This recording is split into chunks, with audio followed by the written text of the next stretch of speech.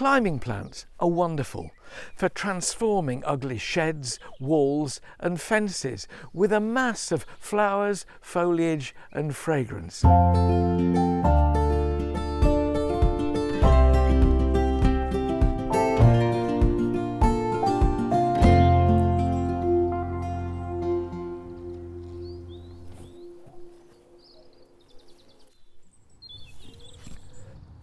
The wonderful thing about climbers is that there are climbers for every situation.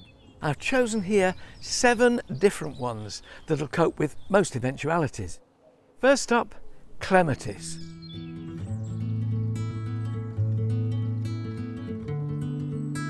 The socking great, on this case, purple flowers on a variety called Shimmer. Large flowers usually get a couple of flushes of that a year.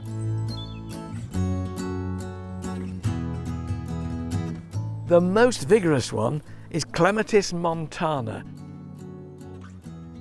You've seen it on hedges and fences scrambling away with its bright pink flowers in early spring. This will cover the side of a cathedral. It's very, very vigorous. So if you've got a small area that you want to cover, don't choose Clematis Montana. Choose instead one like Shimmer, flowers of purple, pink, crimson or white. As a race, Clematis like their roots in the shade and their heads in the sun. So when you're planting one, a little bit of flagstone laid over the area around the roots will stop the sun from striking it and drying the soil out.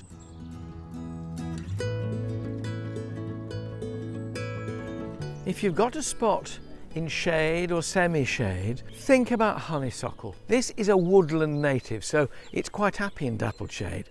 Spidery flowers and the most glorious honeysuckle scent. In the wild kind of honeysuckle, the flower buds are tinged with red, but this is a more yellow flower in a variety called Scentsation. You get the message. It smells nice as well as looking good. Lots of flowers on there in spring and summer, sputtering on through the year. It has twining stems, so loosely loop them in as they grow to cover the area that you want to furnish. If you have a north or an east facing wall, this is one of the most reliable climbers.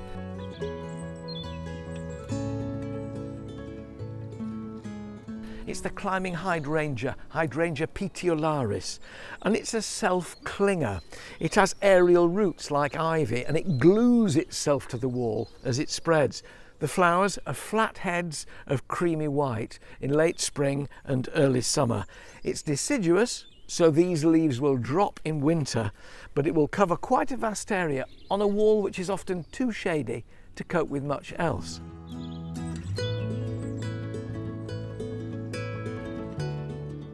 Not all climbers are perennial, in other words, going on year after year. Some of them are annual, and this little beauty here, common name, Black-eyed Susan, you can see why, Thunbergia, is a lovely annual climber. You can plant this in a largish pot and train it up, say, a tripod or a wigwam of canes to give you colour for just 1 year in late spring and early summer right the way through to autumn.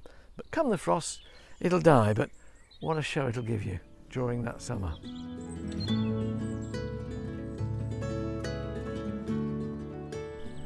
One of the most vigorous climbers is this, the star jasmine. You'll find it called Trellis or Rhyncospermum. The beauty is that it's evergreen. Very, very twiny stems, very vigorous. You can see this one's taller than me and will get even taller than that. 5'8" if you're asking. Spread those stems out when you buy it all trussed up like this. Take the little plastic ties off, spread it across the framework that you want it to cover, and it will romp away. It's another plant for a sunny wall fence or shed. Give it sunshine, you'll get these glorious white flowers and a fabulous scent.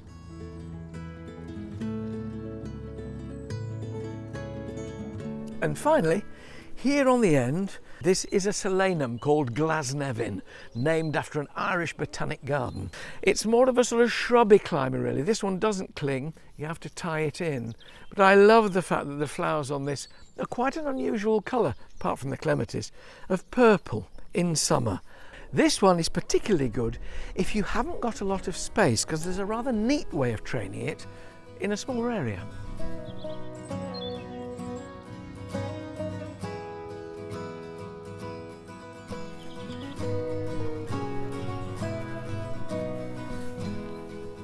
Planters like this are really useful because you can put them anywhere in a relatively limited space. And I'm filling it with a loam-based compost, John Innes number 3. It's got plenty of fertiliser in it, and it's a peat-free mix of John Innes. And this will really give plenty of sustenance to this Solanum that's going in here. So you still need to leave a bit of a gap at the top to allow for watering. The great thing about a loam-based compost is stability it provides, great anchorage. There's more weight here, so it's much more likely to be less top heavy and more bottom heavy.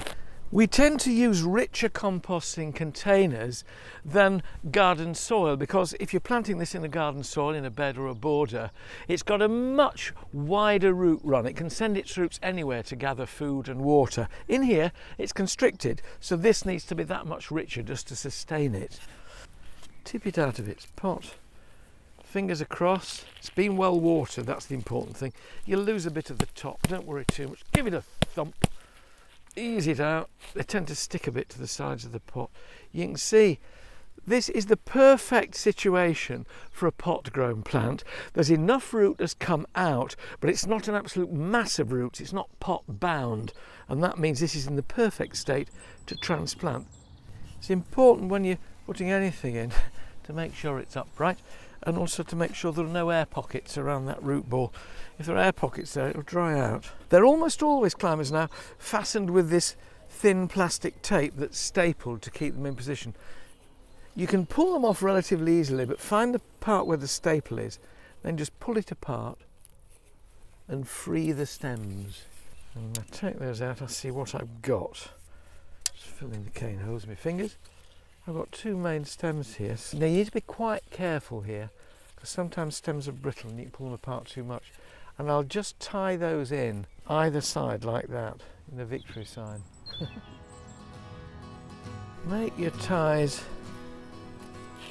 tight enough to hold it in, but still plenty of slack there. So if you tied it really tight, you'd constrict the stem and eventually it would break off. So just tight enough, not too tight. I think when it comes to impressive climbers, absolutely nothing beats Wisteria.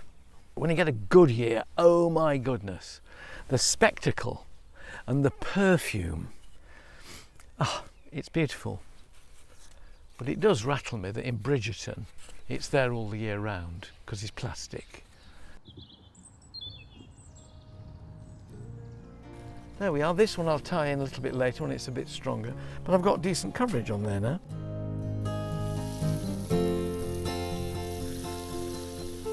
When it comes to watering things in, provided you know you've got plenty of drainage holes at the bottom, don't be frightened to give them a really good soak. And remember that plants use water there, not up here somewhere. That's where they need it, and that's where you should be directing your hose. There we are. Grow well then. Enjoy your summer.